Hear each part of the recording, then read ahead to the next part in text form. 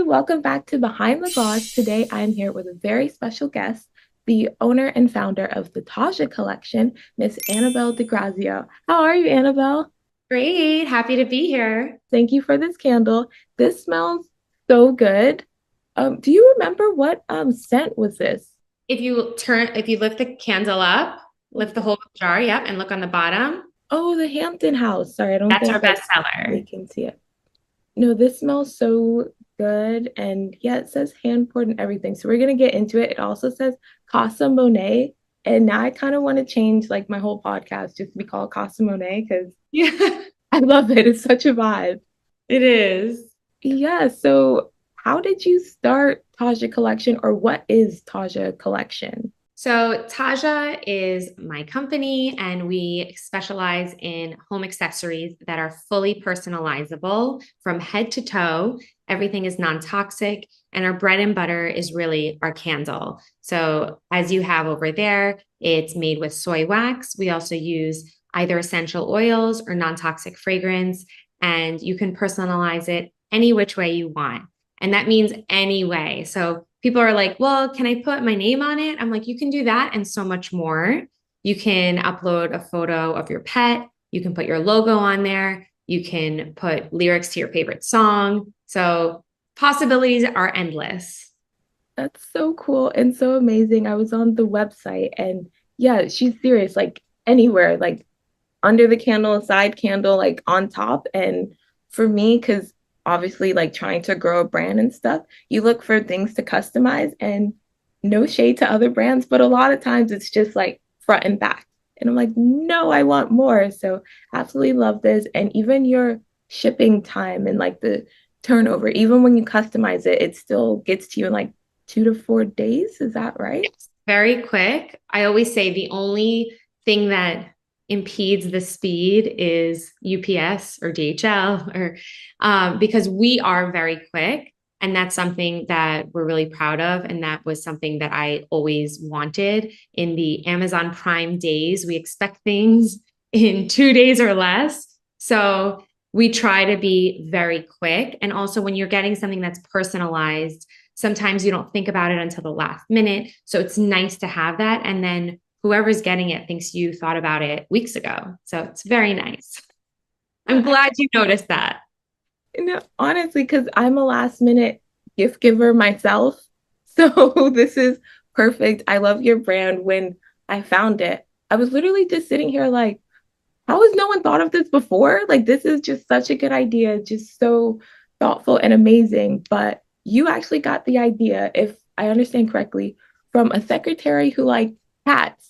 So how does a loving cat secretary create or turn into Taja collection? So that's exactly how it happened. And it is funny because I thought the same thing. I thought that something like this already existed. So it was holiday time. I was working as a lawyer at a big firm, and I wanted to get my secretary a beautiful gift. She is amazing. And I thought, let me get her something that shows my appreciation. I've always loved giving gifts and, more importantly, thoughtful gifts. So I thought, hey, what a great idea that would be to have a candle because she loved candles and diffusers with her cat on it. And like you, I thought it already existed. It has to be out there. And I couldn't find it. I could find versions of it, but not really a luxury high end version. And also something that wasn't toxic. And so I created it. And that's how Taja was born. That's amazing. I think that's a lot of entrepreneur stories. And same for myself with the podcast. Obviously, there's many out there, but it's like, no, but this is what I want to listen to. These are the questions I want to ask. So, you just kind of do it yourself. Absolutely. Even if you make a little minor tweak or there's something that gives you a little niche, that is value add. So Yeah. it makes it different and it creates a desire and a need for it. Yeah. And I think you can also put your passion and love that goes into the product or whatever you're doing, which the consumers will see. But for you, did you know how to make candles before you came up with this candle business? Never made a candle before. Nope. Definitely not. I Okay. won't lie to you. So how did you like go about learning? Because again, you are a lawyer at the same time that you are starting this company or learning to make candles to start a candle company. I'm sorry, that sounds a little bit crazy. So, Definitely. My parents would agree with you. Yeah, I never poured a candle before I started. And that's a great question because people assume that I had some kind of background in candle making. And the reality is I didn't. I'm good at research because I'm a lawyer. So I just researched a lot. It was trial and error. And for me, when I was starting the company, I saw other factories and everything was hand labor. And not only that, but I knew that I wanted something where I could control the ingredients. You don't often, especially, we're talking 7 years ago, nobody really talked about candles and the toxicity of candles. Mostly people would talk about cosmetics because it touches the skin. So with candles, it is common sense to think, well, I'm lighting something and it's burning into the air. So, and I'm breathing that. So, yes, it isn't touching my skin, but it is going into my body. And so, for me, I really wanted to have control over that aspect. And again, trial and error, pouring a lot of candles. Eventually, we got it perfect. And that's what it is today. wow, that's amazing. And yeah, I when I was reading about you and about Tasha Collection, I noticed it kept saying non-toxic, non-toxic. And it made me look at all my other candles like, wait, are you toxic? Like, hold on, throw the whole candles away. So that's so interesting. And yeah, exactly like what you said. I never thought about it because it doesn't go on my skin. And if I'm honest, I kind of just go for the cheap deal, which But let does. me tell you, I a lot of people think that, and I can see why. But even some of the higher end candles are not non-toxic. So I love to when I'm in stores, I love to look at the bottom of the candle and see what it says. And I'm happy to report that some other brands that are higher end, they do say phthalate free or no parabens, but I haven't really found any that doesn't have all of those. And so that's important. So it is important to know what's going into your body, into your air. There's so many more toxins right now in this world. So to be conscious about it and to say, okay, this I'm lighting this, maybe I'm not going to light it as often, but it is worth it to invest in something that is a little more expensive but isn't going to harm my health. And I feel like we're all kind of becoming more aware of that with our food, with our water, with all of these things that are coming up right now. And I just, again, love that you are the founder and CEO, but you know exactly what's going in. Because, again, outside looking in for other companies, it kind of looks like the CEO is at the top in their own world. I'm sure they have their own challenges, but it kind of seems like they're not aware of what may go down on, like I don't want to call it the lower levels, but the levels where you are creating that product. So I absolutely love that. And yeah, did you want to talk a little bit about some of the scents that you have? Because I'm assuming you created those yourself. Yeah. Yes. So yeah, what was that We like? have plenty of wonderful scents. Hampton House, which is the one that you have, is our best seller. It's a bit floral. It has a little bit of fruit, black currant. So it's really fresh and it's really nice. We try to have a good range. So we'll have masculine and woody scents, some florals, some fruity, tropical, but we love to have seasonal scents. So they're always changing. We'll have anywhere from 10 to 17, 18 different fragrances. So you definitely have a wide array that you can choose from. And I love that because not everybody has the same sense of smell. It's so personal. What smells good to you might not smell as good to me. So we have some scents that are on the stronger side because we have customers that are like, I want this to smell at my whole house. And then we have some people that say, I'm so sensitive. What's softer? So we love to give everybody an option. I just love that. But while you were talking, I'm like, that's a lot of sense. It's amazing that you're catering to everyone. But you were hand pouring these and making these? That's Yes. a lot of labor. How, like, Can you talk us through the process? Sure. So we have a candle maker who pours candles all day long. And then we have a couple of engravers who engrave or etch all of the designs. And that includes anywhere on the jar, also the lid designs. We have a graphic designer on the team that helps with the images. So if you send in, a family photo or something like that, that's what she will do. And then we have fulfillment. We do all of our own fulfillment. So I'm sure you're noticing a trend. We do everything in house. I would love to continue to grow that way. I don't know if it's sustainable, but we'll see. The goal is to keep everything in house because having control like that over each process, it allows us to cater to people who have last minute needs. And also there's benefits with controlling our inventory. So it really there are a lot of benefits and we have such a great team and everybody really cares about it. And I always say when people care and they put love into it, it really shows. And when you get the product, you really feel it. So I hope you feel it too. I do. I feel it a little too much. I didn't want to light it yet because I don't want it to melt. And I'm like, I just want to keep it and it smells so good. It's But very common. Yes, we always tell people light it, especially in Miami. We have a refill program, so we're all about sustainability, and we really encourage people to either reuse the actual vessel. So we give you instructions on how to clean it out properly and how to plant or succulents, or use it for your pens or for your hair ties or whatever, depending on the size.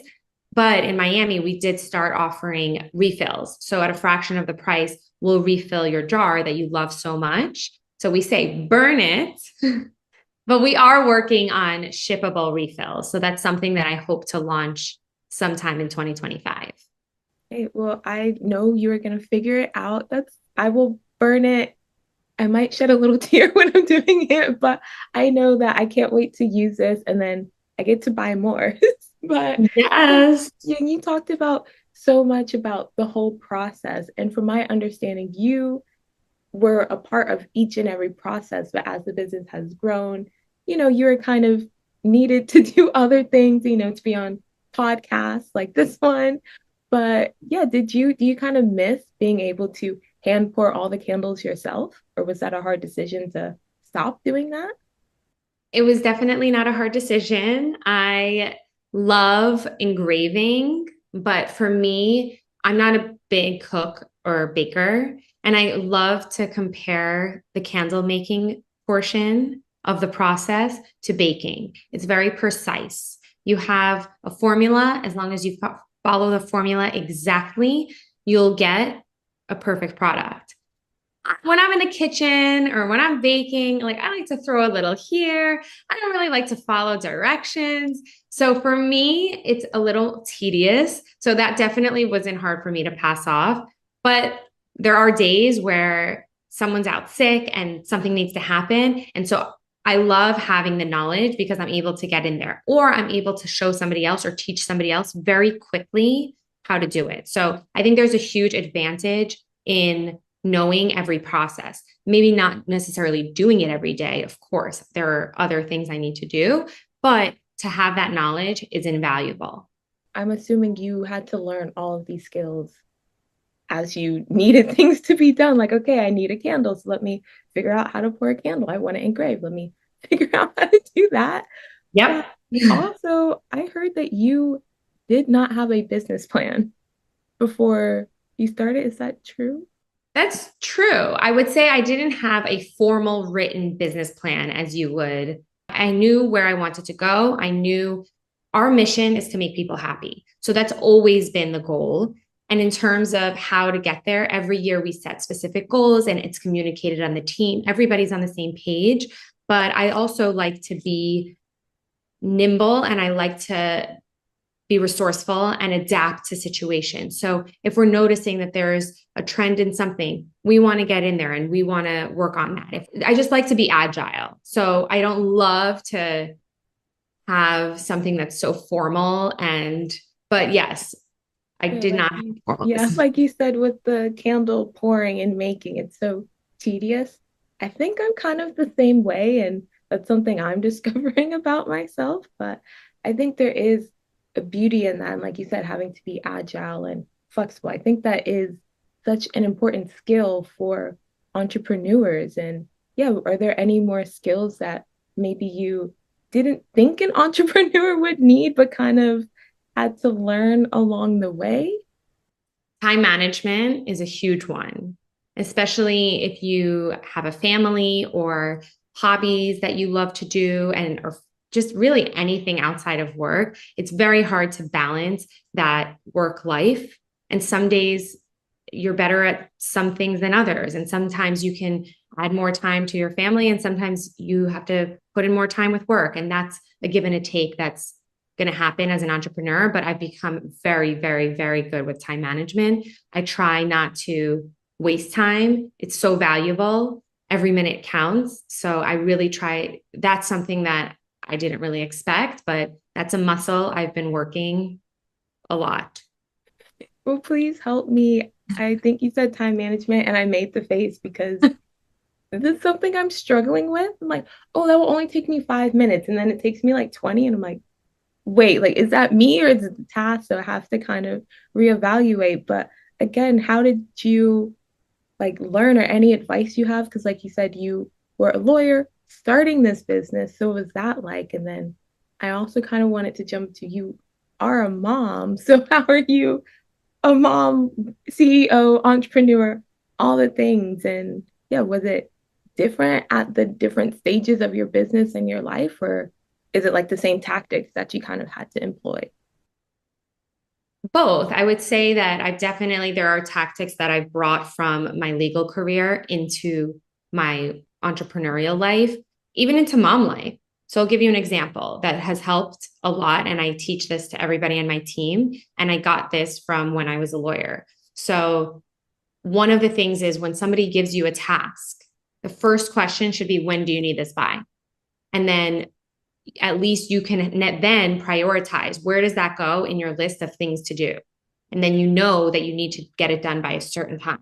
That's really helpful. It seems so small, but it really does help avoid a lot of missed deadlines. And especially for us, if we have larger wholesale orders that have to go out by certain days, I mean, we're talking about wedding favors and things like that. So you have to meet a specific deadline.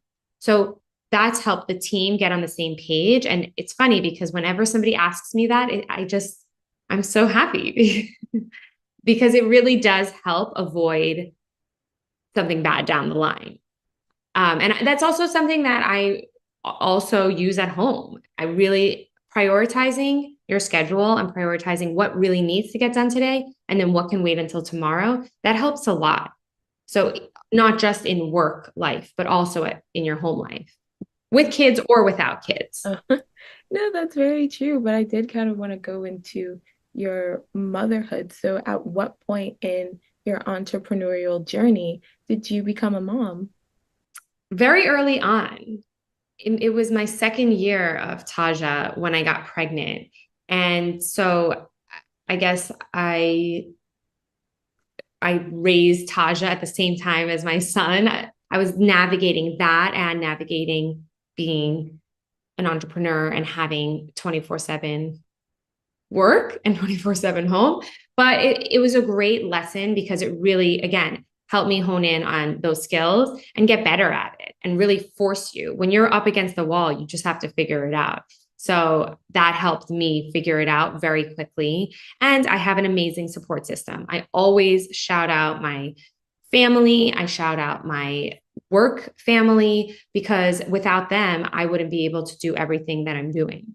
Were you still working as a lawyer as well as becoming a mom and in your second year of Tasha? No, I quit my job about 2 weeks after getting our first wholesale order. And that was my goal. I said, because the business is self funded, I needed to save as much money as possible. And so I really wanted to get to a point where we had proof of concept. And for me, that was a large order that proved that people have a need and a want for this. And so once we got that, with zero advertising and essentially zero outreach. It was just an incoming inquiry from a DM. I thought to myself, okay, we have something here. I'm going to go all in. And then I quit my job.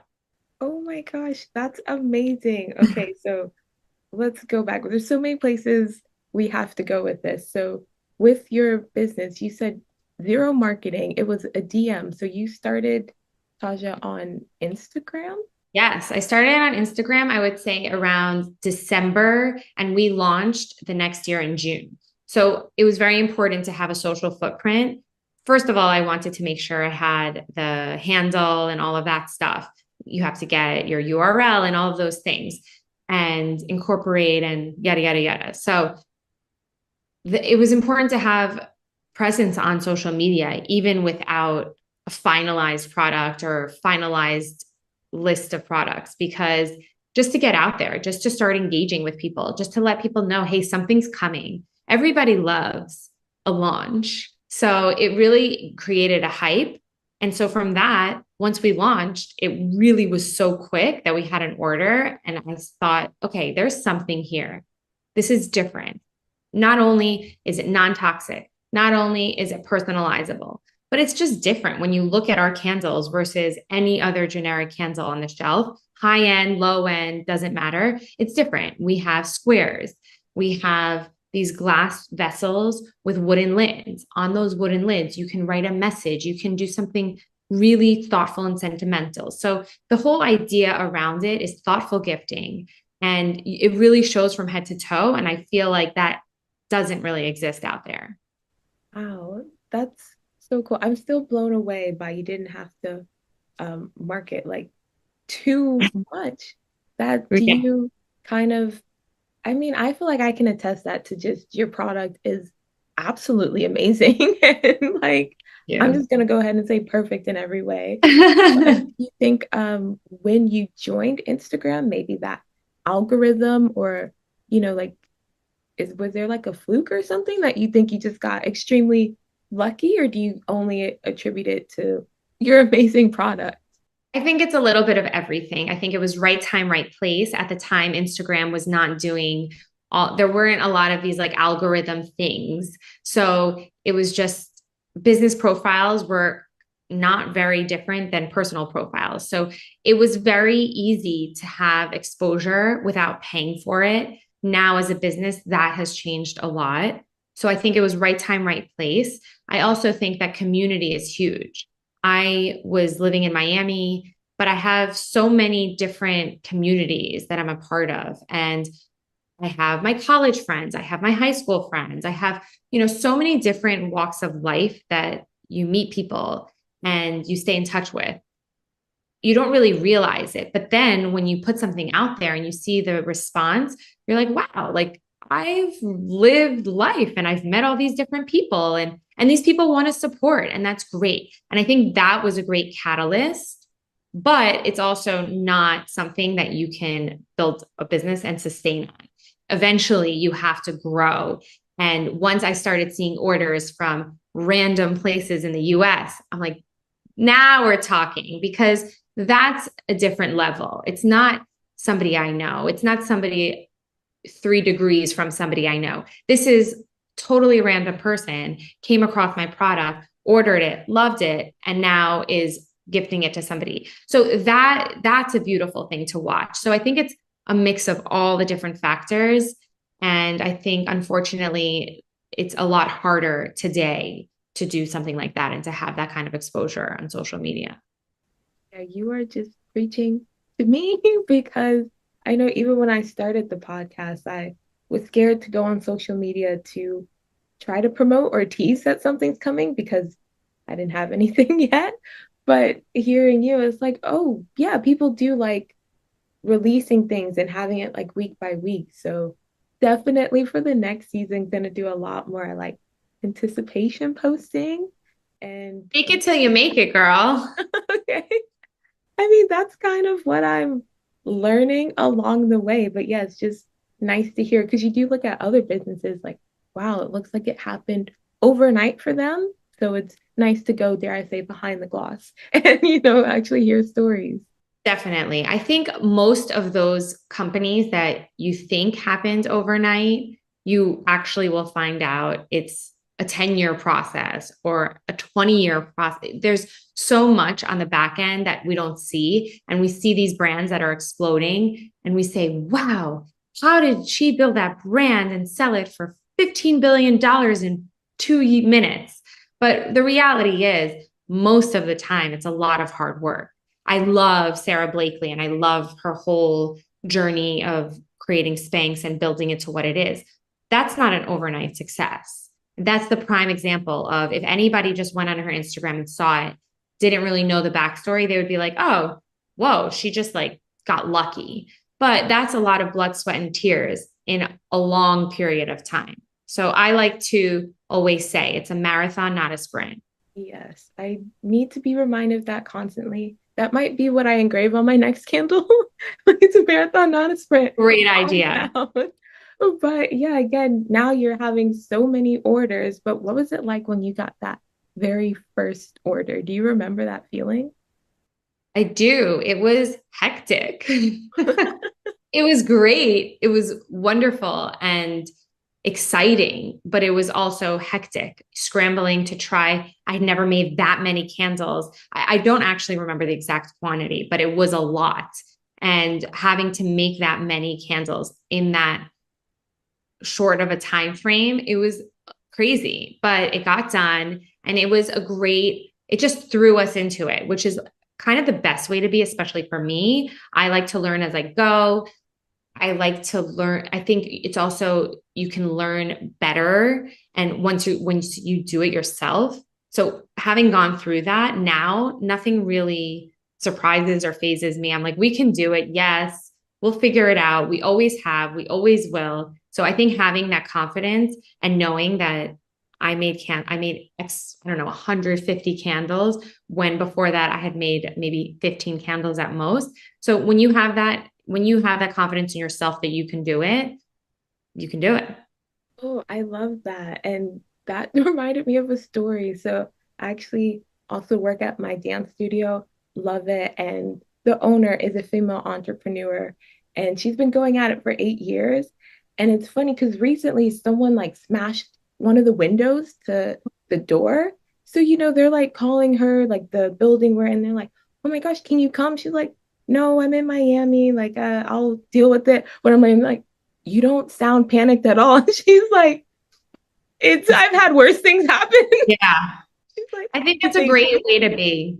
You just Exactly. got to go with the flow. Nothing is ever linear. So you have to always be, again, agile and adapt to what's happening. Yeah, exactly. And you also talked about confidence. So for you, like, did you feel like you kind of naturally had a confidence in anything you did, or is that something you had to learn and kind of work for? And yeah, I guess when was that like breakthrough moment? You're like, this is my business, this is what I'm doing. I can handle anything. How was that journey to getting there? It's a both. Again, it's a little bit of both. I would say I definitely had confidence in myself. I know that when I put my mind to something, I'm laser focused. I'm very goal oriented, so that's how I get to my goals and I'm pretty good at that. And I'm a big manifester. So that I knew I could do that. But also when you're starting your own brand and your own company, there's a little you're a little shy. And that was a part of me that I wasn't really ready for. And it's probably one of my biggest learning lessons was in the beginning, I would give people discounts right and left. And we are a higher priced item, but that's because we have premium ingredients. I also have a team of women that when you support Taja, you're also supporting them. And I want it to be a great environment. So that's important. And so everything goes into that. And early on, I didn't have the confidence to say, yes, this is the price and this is why. I would just be like, oh, here's a coupon code. And that I realize now, of course, was a lack of confidence and just not really believing in everything that we're doing. now we stick to our prices. We stick to that because there's a reason. It's not just arbitrary. So the confidence, I think, like anytime, sometimes you're feeling like the most confident and sometimes you're like a little shy and you're not really sure. So it's a fine line, but I think that really believing in what you're putting out there, that is gonna that's gonna take you far. So I love that. And please, again, let's just go back to the price because I feel like I have heard people kind of complain about prices when it comes to small businesses, but I'm like, Sure. "Yeah, it's a small business. Like they have so much, like so many things go into it. And I know the economy we're in right now is tricky. I don't know exactly who to blame, but my point is more so just think about all it takes that goes into this candle. Like you said, you have a team, you have your own Right. family and everyone to Right. feed. And yeah, sorry, I'm kind of talking for me. No, no, you're I'm just hired. so passionate about it. I'm like, You're you're hired. not just paying for the candle, you're paying for like the labor and then the factory and just everything. You're also paying for security, knowing what's inside of it. It's like when you see a USDA organic sticker on strawberries, you know that they're going to have less pesticides, I think, than conventional strawberries. Yes, you're paying way more. But sometimes, if that means that I have to take from somewhere else that I'm spending and put it in there, for me, I would do it because I am very aware of what's going into my body, what I'm bringing home with my kids. So I think it's not just, oh, is this thing worth it or not? I need a gift that's like, I need to spend $75 or less. It's more than, also, there's so much emotion tied to it. When you get it, it's not just a gift, it's thoughtful. And we help you become thoughtful in just a few clicks. So we've already done the hard part. We lay it up for you, and all you really have to do is put in the information. So I love to tell people, don't miss the opportunity of engraving the inside of the lid because when the person opens the candle, they inevitably will see that inside lid. And if you put something, it doesn't even have to be a letter, it could just be a one line vote of confidence, like something like, you got this. How cool. Every time you open your candle and you see that. And then it's like a little reminder. So there's so much that you can do with it. We really put a lot of love into it. And, it's not for everybody. If somebody is on a tight budget and they really can't do it, they can't do it. But I just have so much more confidence in pricing and knowing your value. Good. That's important. Even if you're not an entrepreneur, know your value. And I Definitely. think people say add tax to that value. Yes. But yeah, and again, I just want to like keep hyping you up and say, You're like the best hype woman. I love it. oh, because also I saw on your website you can also click to where your team will double check your typos and double check to make sure that everything you want is at its highest quality. So again, usually it's a gift, I hope you love this person you're giving this gift to. So yeah, like don't skimp out. And again, you're supporting a woman-owned business. So yeah, And we have guys. an all female team. And it's nice to have we're like a little family. And it is a great little community that we have. So I love that. And it's really special.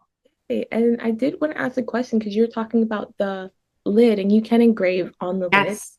But when you take out the flame on the candle, do you just put the lid on it or do you just No, blow you it? should blow it out and then put it on top. It's really to stop the smoke from going out. But because it's wood, it's flammable. You shouldn't close Oh, it while lit.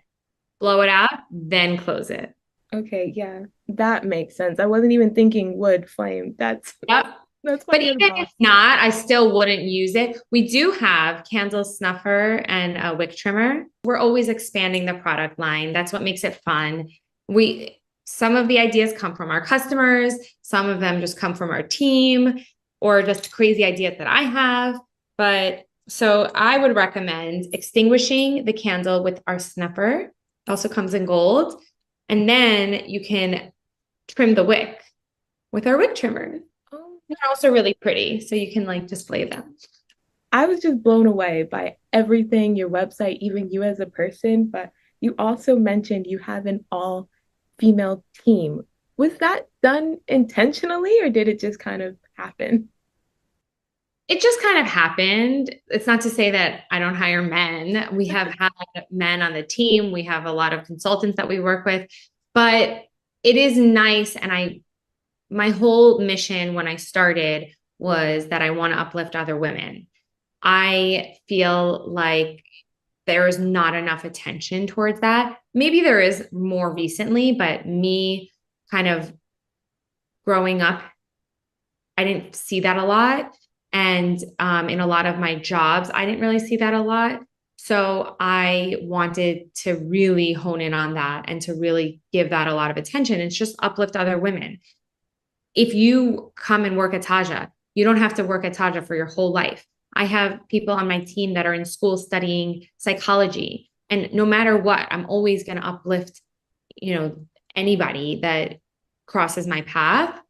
But it's just about, we're together in this time. How do we make that the best time? How do I help you? How do you help me? And really just getting to a great workplace. So I'm really proud of my team. I'm really proud of where we are as a whole. I think everybody adds something different and it's really amazing. Hey, I'm glad that you were able to find a great team. I feel like that can be hard. So, did you want to share any advice? Like when you were hiring, was it just an inkling, kind of like a little voice you heard of, okay, this person is great? Or like, how did you know, or how do you go about the hiring process? The inkling for sure. I think intuition is everything, and you really have to listen to your intuition. Resumes are great, and it's good to see what people's backgrounds are and where they came from and what kind of education they had and what other experience they have. I'm not saying that's not important, but face to face connection, talking to somebody, kind of getting an understanding. What we do is so close to emotion that I want somebody who has that kind of value set too, that will understand that our goal is to make people happy. So if you're just doing it for a job and you're not really putting love into it, then it's not really going to be a good situation for anybody. So I really love to have face to face. And don't let me fool you. I had to kiss a lot of frogs to get here. So there were, it's not, it wasn't an easy and it didn't happen overnight. Again, this was a long process, but I can say confidently that I've come to this place where our team is amazing and everybody works really well with each other. And I'm really grateful for that. But it wasn't easy. I'm happy to hear like it's good now. And that's so good to remind people. Yeah, like you keep saying it's not easy, but I think also, yeah, when it's not so easy and you kiss all those frogs, that's kind of when your intuition kind of starts growing, or maybe you are learning to trust it more. Yeah, I don't want to say like judging people, but you I guess you just kind of know like what to watch out for, know what you're gonna tolerate and what you're not, and yeah, have better And judgment. you always have an inner compass. Exactly. You just have to listen to it. I think that that's half of the battle is knowing that you have it and acknowledging it is one thing, but then actually listening to it is another thing. Because sometimes you might have the best resume in the world. I mean, I dated somebody that was like perfect on paper, but there was just something missing and you don't know what it is. And you're like, no, but like on paper, he's perfect. But it's a feeling. So you really have to listen to that feeling. And sometimes that's counterintuitive and it's hard. We're not really taught to do that. Now with mothering, I feel like that's another like area where you have to trust your intuition. Did that become easier as a mom, or was that harder, like compared to being an entrepreneur? Hmm. I don't know that I've ever compared the two. And I've also only been a mom in my entrepreneurial Yeah. journey. So I don't really know any other way except both of them hand in hand. I think they're both very similar in that you have to listen to your gut and that you have to really be confident in yourself and your decisions because they have repercussions. I mean, yes, for work, it's not my kids, but it's my work family. So I'm responsible for all these people and their jobs. This is their livelihood. So there's a lot of pressure in both. And it is similar because I am so passionate about my work life. And so it is very, very similar. And I love that you are passionate about both. And like you mentioned, wanting to uplift women. Again, that's why I have this podcast because I want to do the same thing. But you talked about, coming from the lawyer field. I imagine that's very male dominant.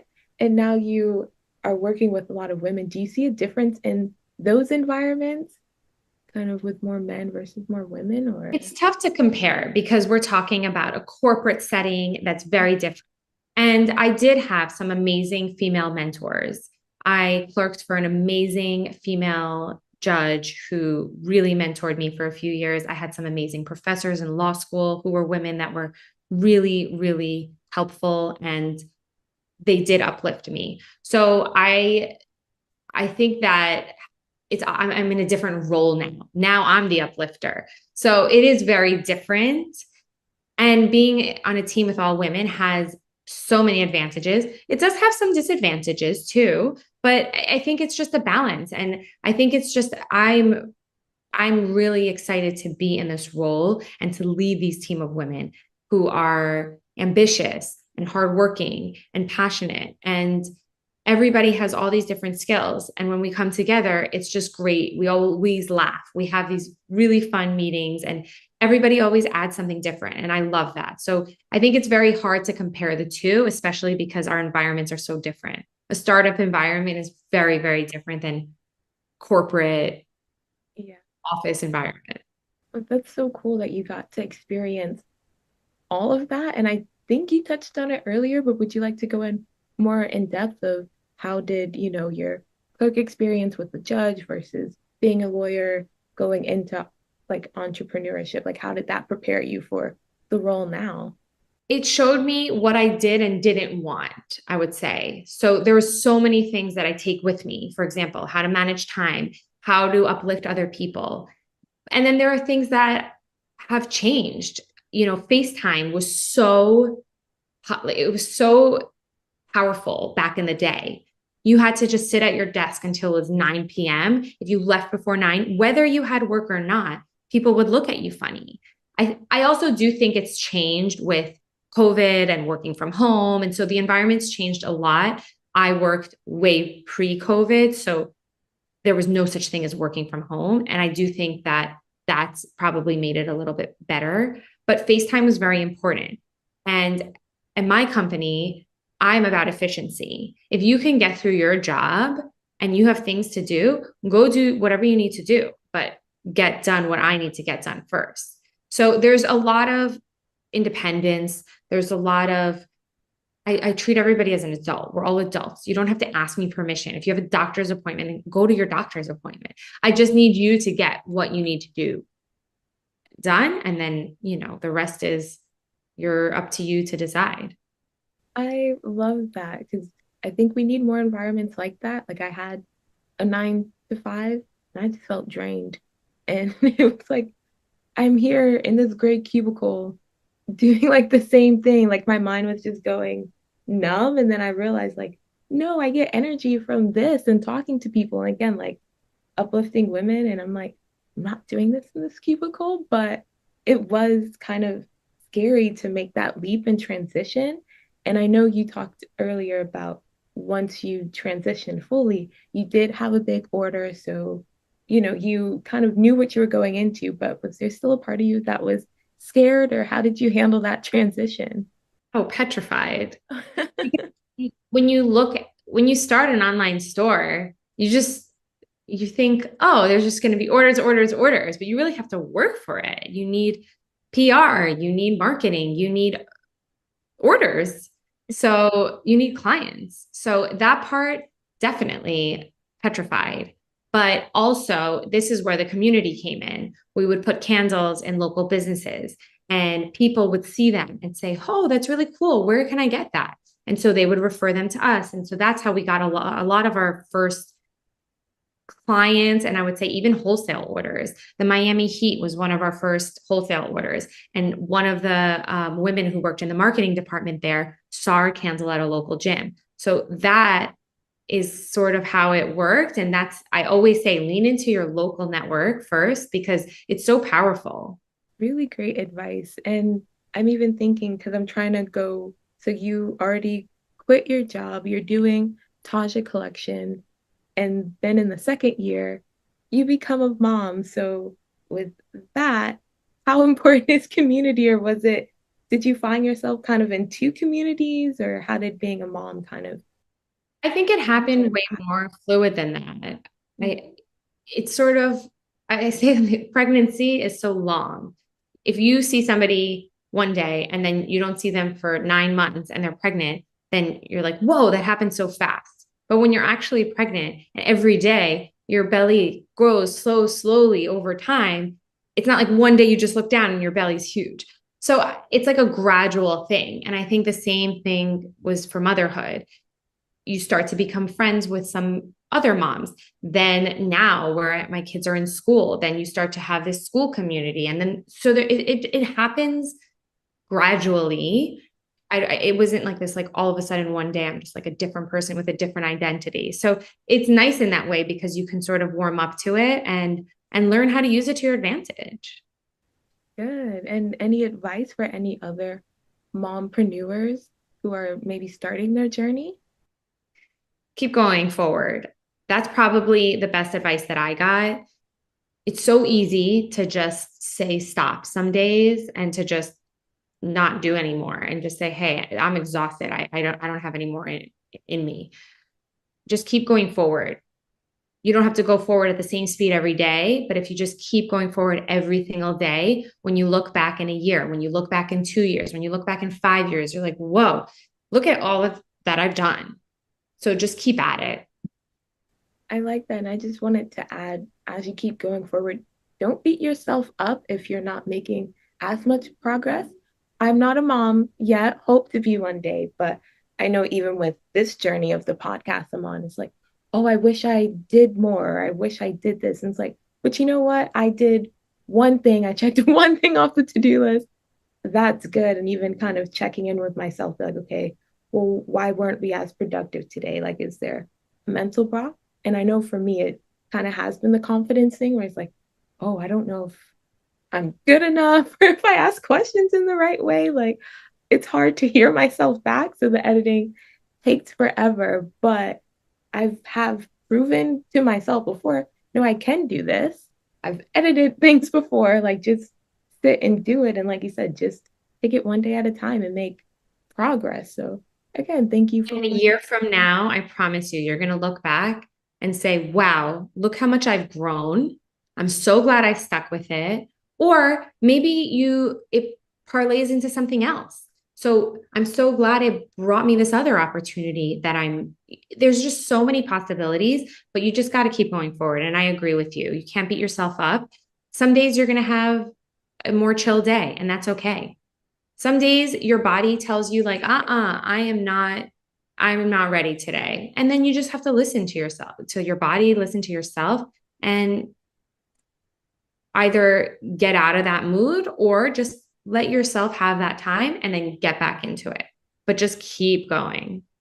I like it. I feel like the takeaways are listen to your intuition, listen to your body, and then proceed accordingly. Like just Yeah. And just keep going.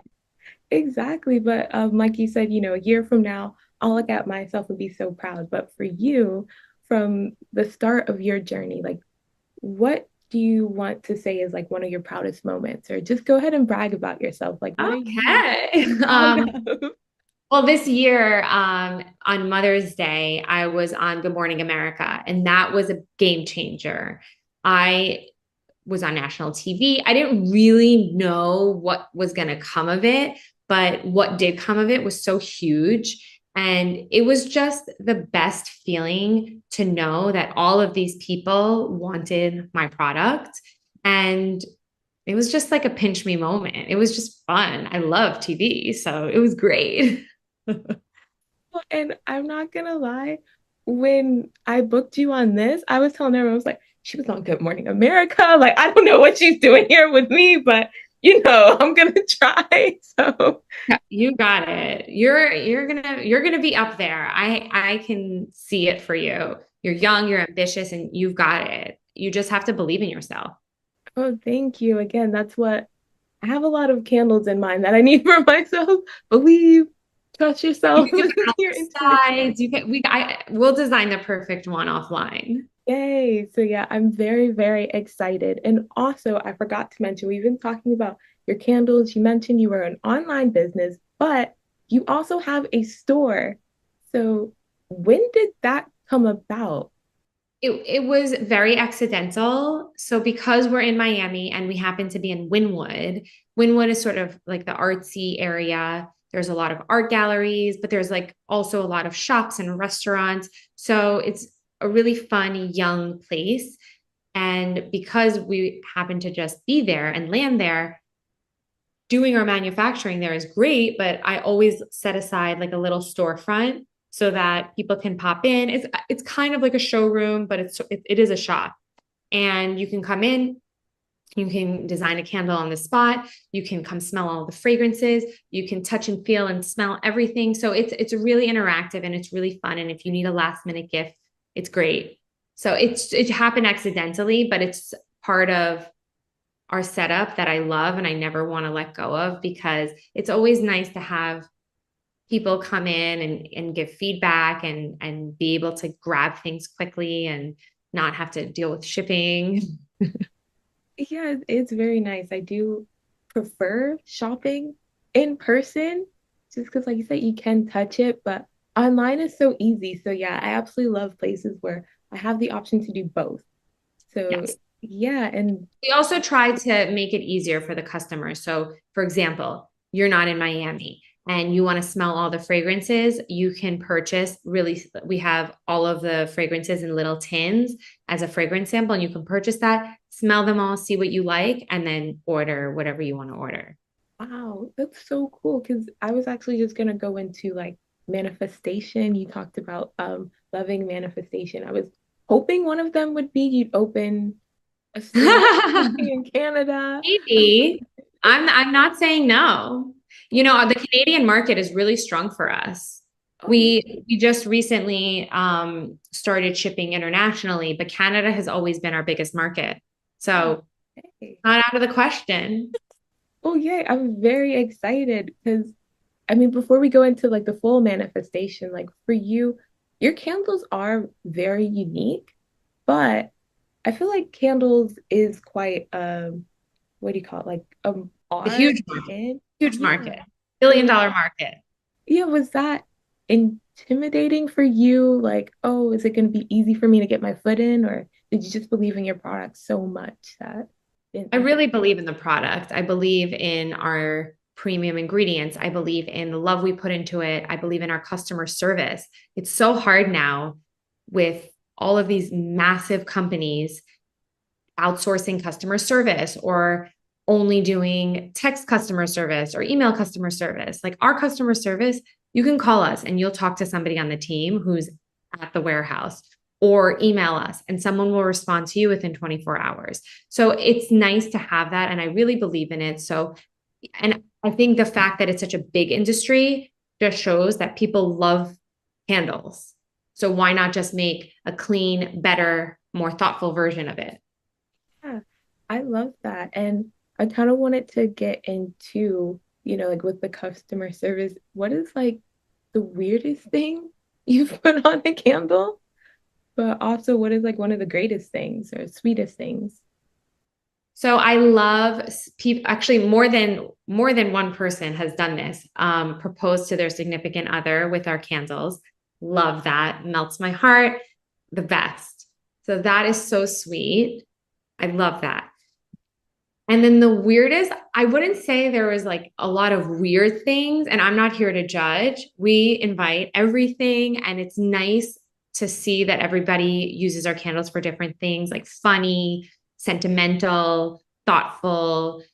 So I'm not here to judge. I love it all. We welcome it all. Possibilities are endless. Well, good. And because I know some people may not feel like they're good with their words or have, like ideas. So I kind of wanted to play a game called Annabelle's Charm. I Um, love games. yeah, because I mean, from this interview, I do feel like you are very charming and very lovely. Obviously, you have great ideas because you created this. So yeah, I was just gonna kind of give you like a scenario and you would say like advice or something that you would engrave on the candle. I So love yeah, this game. for Let's what? go. So the first one I had was just a graduation, and I don't know, would you change it depending on if it was high school or college? But yeah, what would you write? Or what's Annabelle's charm for a graduation candle? I love a graduation gift. I think it's a great graduation gift. A lot of people like you don't light our candles. So let's say you're nervous about the dorm, you can also do a diffuser. But for a graduation gift, I would do the logo of the school. So let's say you got into a university and that's you're graduating from high school. I would put the new university's logo or mascot on the jar. I love doing class of whatever the year is on the lid. I would also definitely not miss a moment to make it thoughtful and put a message on the inside of the lid. And because we have so many fun colors, I would try to match the school colors with the jar. So you can, we have red and green and blue and pink and purple and anything. So I would try to match the color to the school. Oh, that's so cool. I know I'm kind of thinking of my mom, like, oh, you didn't get, I just got a card. It's okay. I still love you, mommy. But yeah, that candle is absolutely amazing. And again, just a reminder, you said you can reuse the candles. You can either get another one, like refill it, or just use it as, I can't think anymore, like for A pens or vase. for, Yes, you yeah. can use it as a vase for anything, or you could put a plant in it, or really anything. We've seen so many different uses for it, and you can even put tea lights in it if you can't refill it. So there's so many different uses. It lives on forever. Oh, I love it. So also something that we want to live on forever would be, like a business that someone is starting for. So for someone who is starting their business, if I were to give them a Tasha candle, what would be Annabelle's charm to just take it to the next level? I would put the business logo on the jar if there is a logo. If not, we've seen, let's say somebody became a doctor or a lawyer, people will put their heading on it, like Dr. So and so or blah, blah, blah, Esquire. However, I don't know what you guys call it in Canada. It's the same or different, but I would do something like that. But I would definitely put something of the new business on it. And then on the lid, I would put some quote about success or something that will really speak to that moment of the journey. So something about continuing to keep moving forward, or maybe something that I often would say, like go with your gut, something like that. And then again, I'd put a sweet message on the inside of the lid. You don't need a card, skip the card. No, I love it because again, no shade to card makers and things, but I kind of lose them. Like, is that I try to keep them, but then you just get so many. And it's And like, you're like, what do I do with all this? Yep. yeah, like sorry. But last one, if you were going to give a Taja candle for a gift for a baby shower or a new mom, what would be Annabelle's charm for the engravement? Oh, I love baby candles. We do a lot of them.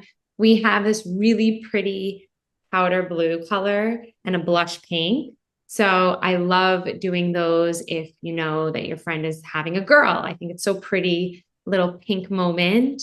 I love how the stars look on the jars because when the candle starts to burn, you can see through the engravings. So it's really pretty. You can see through all the stars and it's like very magical. I love that. I would probably on the lid put mom or mama or something like that. And then underneath, I would do established and then in the year. So let's say you gave birth in like 2024. I would do like mom established 2024. And on the inside, I would probably put like I don't know, like something funny, like directions on how to like change a diaper, something funny that's like mom related or like a mom joke or like a mom teeny cocktail recipe or something like that, like something leaning into motherhood and, you know, something that's cute. Thank you so much because in the communities I'm in, I'm sure someone will be expecting a baby or Yeah. starting a business or graduating. So now I know exactly how to add Annabelle's charm to their TAJA candle because, yeah, you have a loyal customer now. So be prepared. Lots of new things. I did hear somewhere that your dad is actually an entrepreneur as well. So did that influence you to go into your journey, or did you kind of see his journey and say, "Oh, I'm never going to be an entrepreneur because I see it's hard"? I'm sure it influenced me somehow subconsciously, but my dad and both my parents actually really wanted me to not be an entrepreneur. I think they really wanted me to be a doctor or something or a lawyer because they really wanted me to have that stability that they didn't have. But what can I say? I couldn't stay away. Another question I love to ask all my entrepreneurs are, do you think you were destined to be an entrepreneur, or was this something you just fell into? I think so. I think it was in me always. And I'm so grateful that I had the opportunity to go to law school and learn a new skill and go through that part of my life. But I also am so, it made me that much more grateful for this part of my life and this journey. And I think it does add to my resilience and my grit and getting through these every day. There's something, there's a fire to put out every day, some small, some huge. And I think that that experience helped me deal with a lot of these things that I have to deal with today. So I think I was destined for it. I tried to deny it, but here I am. No, I think I'm in a similar boat. I used to not want to be an entrepreneur because it is a lot of work. And like you said, there's no stability. But as I said before, kind of going into the 9 to 5 is like, I feel drained and not in like a fulfilling way. Because as you can probably attest to being an entrepreneur, you may feel drained some days, but you know what it's for and it's for a purpose. And like you said, you're making people happy and you're, like uplifting women. So it's like, okay, there's a point to the pain if that kind of makes sense. And Definitely. yeah, Yes, it definitely. makes total sense. I totally agree with you, but it's not for everybody. And that's okay too. Yeah. What is one thing that helps you that you kind of can't live without? Whether that is, like community, a person, or any tools, maybe something that you would advise other entrepreneurs or even mompreneurs to use in their life. I think having an outlet is huge. For me, I love to work out and I love to play tennis. It's a total hobby. I am not professional, but it's an outlet for me. And I think it's important no matter what, even if you love your job, even if you love being a mom, just to have something that is yours, that is your escape. You don't have to do it every day, but something that really gives you a minute to yourself. Self care is huge. And so that's something that I love to advocate, especially for my team. I can recognize if somebody is getting burnt out, especially during the holiday season.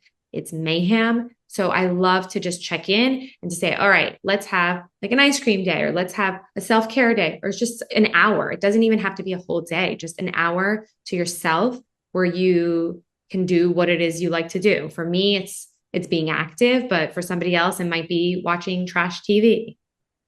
That's amazing. And I'm so glad you encourage that and kind of take like a time out. Because I feel like a lot of people are just like, no, push through it. Like you're being soft, quote unquote. But yeah, I was gonna say for you, because you are the boss and doing so many things, I feel like the best form of self-care is letting someone take care of you. So is that difficult for you to kind of sit back and let others No, work? I love it. Oh, okay, good. Because I feel like some entrepreneurs are very like type A and like to do everything. And I am. And it's something that I've worked on for many years now is delegating and receiving help. So it's something that I've worked on. It has not always been so easy for me. But now I'm like, yeah, you want to give me a foot massage? Go for it. Like, No, that's good. So there's hope for the rest of us because, Yes. yeah, sometimes it's like, oh, am I ever gonna do time management right? But yeah, I think like we've discussed today, just kind of trust your gut and yourself and let people help you. So It's yeah, all a work in progress. pretty much. But I did want to go back to manifesting. Yeah, like where do you want Tasha collection to be in 5 years or so? Everywhere. I see the company growing, continuing to grow successfully in a healthy pace. I see us, I saw, especially with GMA, I saw how loved we are all over. And so just continuing to spread the love and continuing to make people happy. That's the goal. That's our vision and mission. So just continuing to do that on a larger scale. Oh, yay. And again, I see that in your future. I like to leave my last question up to my guests. If there was anything that I missed, something you wanted to clarify, or just advice or something you wanted to say to the people. Oh man. I know it's kind of I I feel like we talked about it. I think just continuing to move forward, continuing to be your own advocate and you're not going to, there's no such thing as perfection. So continuing every day to chip at it a little bit and a little bit and a little bit. Maybe some days you need a break, listening to yourself, listening to your body, doing what's best for you and really taking your thoughts and your intuition and your gut and really listening to it. Oh, I love that. And yeah, you said something I need to ingrain in myself. There's no such thing as perfection. So Right. why am I striving for it? It's a work in progress. But again, thank you for reminding me of these things. I think I knew it deep down, and yeah, just not listening to her. I need to listen to I don't even think people want perfection these days. I think that they want to know if you come up here and you're like, I'm perfect, it's unrealistic and it's unattainable. But if you're honest and you talk about what have some struggles been, you can actually help people. And that's how you build connection. And that's how you help people. So I think that the beauty is in the imperfections. See, you're saying that, and that's funny because that's why I had this podcast. It was trying to be open and but see, like you just I forget these things. So thank you so much for reminding me. I'll need a reminder. Yeah. But with that being said, it made me want to ask you, I love that. And then did you want to share? Because again, we're all work in progresses. Were there any recent mistakes that you made that you are still working on or working through? I definitely make mistakes. I think that it's actually we always talk about this. It's in the mistakes where we can really grow. So even with customers, we don't always make the right call, or like sometimes we made a mistake. Okay, I'll give you one. I took an order from a friend that was texting me an order, and that's not how we do things, especially because it's so custom that it's really best if you input your order. But I did it as a favor, and the order came completely messed up. It was just like a big disaster. And I knew in my gut that I shouldn't do this and that it was going to turn out into like it was going to turn out a mess. And it did. So I think just kind of, again, listening to yourself, if it feels not right, it's probably not. So it would have taken 5 extra minutes for me to just say, hey, please look this over. Like I'm sending you the thing. Like you have to actually approve it. I mean, the way we do things is so meticulous. So for me to make a mistake like that is so frustrating. And I think I'm more mad at myself for not listening to myself. We all do it. And because that being said, like I think I get confused with listening to my gut and intuition versus listening to like the fears in my head, if that makes Yes, sense. Because I was definitely. gonna ask, like, was there something that you felt like was your gut, but was actually a fear that you had to work through, or how do you know the difference? I mean, I know that I'm a natural people pleaser. So I try to just say yes, no problem, yes, no problem. And sometimes I should just say no or yes, but let's do it this way, or I'll send you the invoice. Or there's just like other ways to handle things. I think the fears are more emotional, and that's negative talk with yourself. So if you're telling yourself, I can't do this, or I don't know, I'm not ready, or I'm not good enough, or I'm not, I think that is very different than a feeling like, I don't think I should be doing it this way. Just like learning the difference between those two. And also, I mean, it's life. You're going to make mistakes. So it's also learning from those mistakes so that you can tell the difference next time. All right, that was my gut telling me not to do something. I need to listen to it. Or that was fear. I missed this opportunity because I was scared. I'm not going to do that anymore. Love that. So yeah, we all make mistakes. Just learn from your mistake. I think that's probably the biggest mistake people do. They don't learn from what they They just did. keep doing it over and over and over again. Exactly. But again, we keep saying it. We're going to say it again. Trust yourself because you can be like Annabelle. She has an amazing. And is this true? Did I read this correctly? You guys have made like 1 million in revenue? Over, yeah. Oh, that's amazing. Oh my Yeah. gosh. Congratulations. And yeah, how did that feel for you? It just makes me want to keep growing and growing and growing. It's like fuel. It was a great light, pun intended. It was like somebody lit a match, it's just like, it just creates more desire to grow even more.